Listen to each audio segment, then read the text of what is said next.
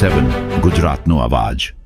નમસ્કાર દર્શક મિત્રો, i7 ન્યૂઝ ગુજરાતીની સાથે હું છું આપની સાથે પાયલ બામભણિયા। તો જોઈએ આજના મહત્વના સમાચાર।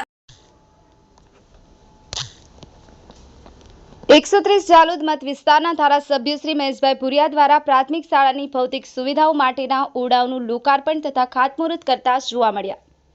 મળતી માહિતી મુજબ તારીખ 2/5/2025ના રોજ 130 જાલોદના મત વિસ્તારમાં બાળકોની પ્રાથમિક સુવિધા ઉપલબ્ધ કરાવનાર જાલોદ તાલુકાના લોકલાડીલા ધારાસભ્ય શ્રી મહેશભાઈ ભુરિયા રાત દિવસ મહેનત કરી અને જાલોદ તાલુકાની ભૌતિક સુવિધાઓની ખૂટતી કડીઓ પૂર્ણ કરવા ગુજરાત સરકાર તરફથી કરોડોના ખર્ચે શાળાના ઓરડાઓની સુવિધા ઉપલબ્ધ કરાવતા ગુજરાત સરકારના એક બાહોશ ધારાસભ્ય શ્રી મહેશભાઈ ભુરિયાની કામગીરી જોવા મળી રહી છે।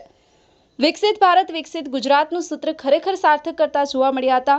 પછાત વિસ્તારના ગામડાઓની ચિંતા કરી અને જાલોદના તમામ ગામોની પ્રાથમિક સુવિધા ઉપલબ્ધ કરાવી અને ગામડાઓને અદ્યતન સુવિધાઓથી સજ્જ કરાવી અને ગોકુળિયા ગામ બને તે માટે ગામડે ગામડે ફરી અને લોકોની મુખ્યત્વે રોડ રસ્તા પાણીની વ્યવસ્થા કરતા જોવા મળ્યા હતા અને લોકોના મુખ્ય પ્રશ્નોને વાચા આપતા હોય તેવું જણાઈ રહ્યું છે। ગરીબ કુટુંબમાંથી ઉછરેલા અને લોકોની જરૂરિયાતો કરોડો રૂપિયાની લાગણી કરતા જોવા મળ્યા હતા।